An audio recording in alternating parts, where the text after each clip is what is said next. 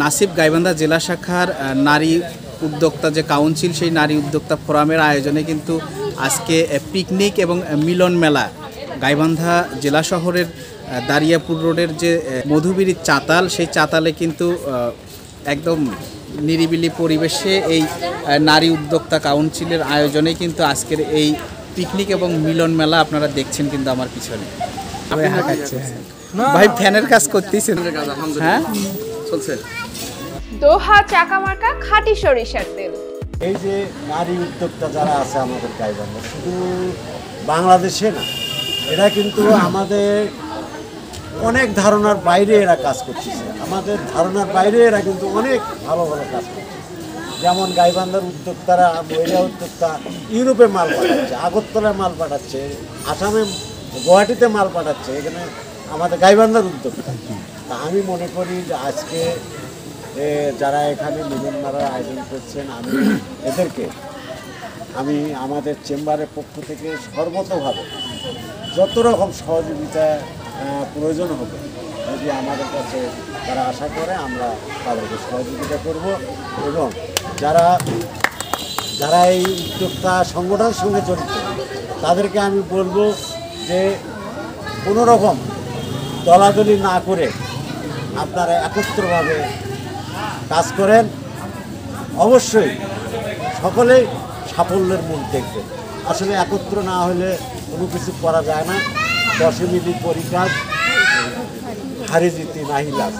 শিবির আয়োজনে এখানে নারীদেরকে মিলন মেলার যে আয়োজনটা করা হয়েছে আটার ডালের, আমি মনে করি যে সবাই খেয়ে খুব খুশি হয়েছে, আমাদের তৃপ্তি পেয়েছে। আর আমি শাহান ভাইয়ের সঙ্গে একমত হয়ে একটা কথা বলবো যে আমরা নারীরা যুদ্ধ করে কষ্ট করে আজকে উদ্যোক্তা হয়েছি। আমরা দলাদলি না করে সবাই একসঙ্গে হয়ে নিজের জন্য, গাইবান্ধার জন্য উন্নয়নের জন্য কাজ করি। নারী উদ্যোক্তা কাউন্সিল কর্তৃক আয়োজিত আজকের এই পিকনিকে আমরা উপস্থিত রয়েছি। আমি হঠাৎ করে এসেছি, তবে এসে আমার খুব ভালো লাগছে যে এখানে গাইবান্ধার, বিশেষত আমাদের উত্তরবঙ্গ একটা অবহেলিত অঞ্চল, সেখানকার নারীরা অনেক বেশি পিছিয়ে পড়া।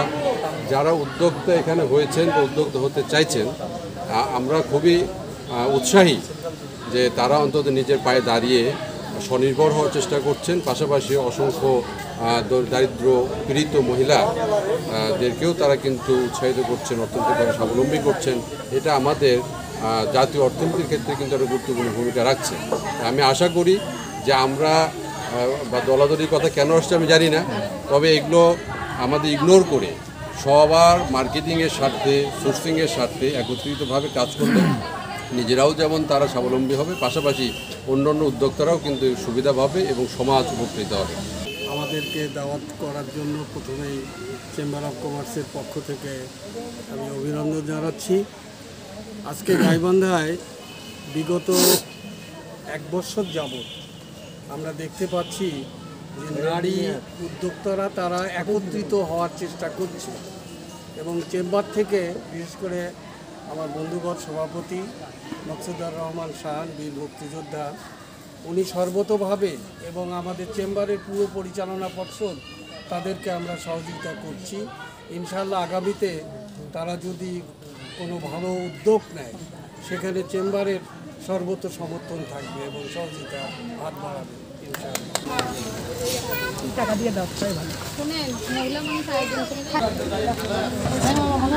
খাবার মনে হয় চলে যাচ্ছে, দেড় ব্যাস করে বলে আর খাবারই সেদিন তোমার ভাবি দিয়েছে ফোন, বুঝছা, 1 নাম্বারই ফোন ভাঙি ফেলেছে। নর্মালি গরম করে ফেলে ডাল ভাতটা বেশি চিকেন হায়ারে নাই না ভাই, যে আগে বলে এরা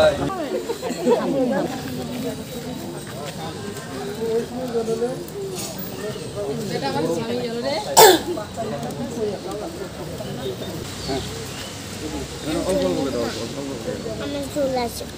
বেটার বিয়ের নাম কোনটা?